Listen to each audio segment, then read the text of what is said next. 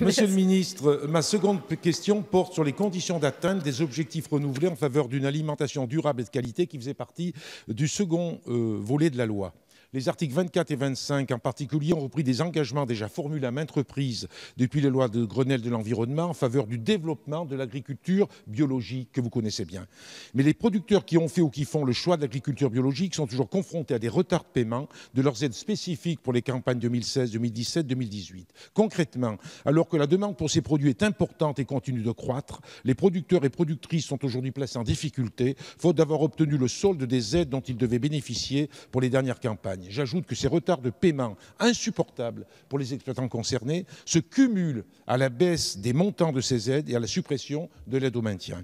Alors, cette situation est aggravée en plus par la guerre des prix imposée récemment par les grandes et moyennes surfaces aux entreprises bio de l'agroalimentaire. Guerre des prix d'autant plus préjudiciable que la filière en développement manque de produits nationaux. Alors qu'une réelle dynamique des conversions s'est enclenchée ces dernières années sur les territoires et se traduit enfin par une hausse sensible de la surface agricole utile en agriculture biologique sur le territoire national, les représentants des exploitants en agriculture biologique m'ont aussi fait part de leur très grande inquiétude au regard des perspectives de baisse drastique pour 2020 des soutiens d'État en faveur de l'animation et en faveur du suivi des projets sur les territoires. Alors, Monsieur le Ministre, sur ce point spécifique de l'agriculture biologique qui vous tient, je le sais, particulièrement à cœur, je souhaitais connaître les engagements que vous comptez tenir pour mettre de vrais actes de soutien en face des engagements législatifs dans les années qui viennent.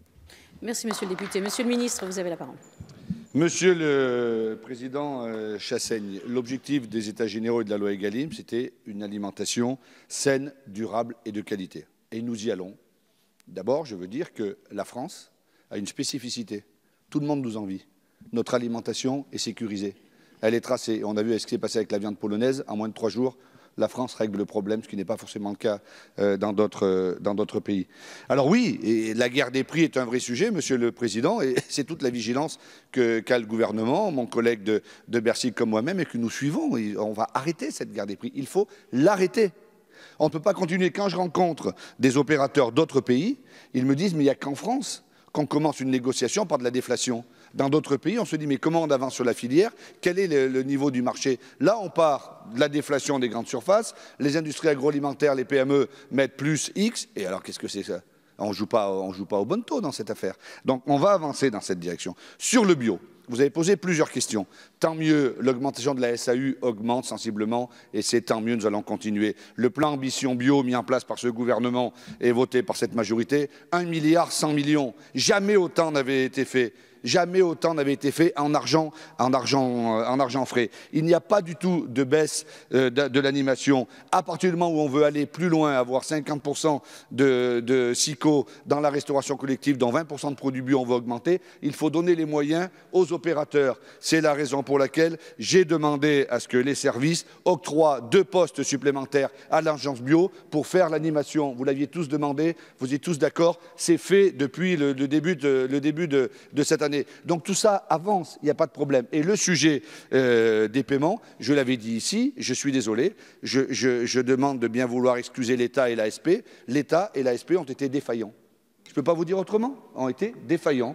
Et pour ça que je répondais tout à l'heure aux députés, un jeune qui n'a pas touché ses aides bio depuis 2 ans, interdiction de ma part qu'il ait le moindre problème avec l'administration. Interdiction totale. Interdiction totale. Et après, s'il faut intervenir au niveau des banques, on va y aller. Et il faut le voir individu, citoyen par citoyen. Nous allons dans cette direction, Monsieur le Président. Merci, Monsieur le Ministre.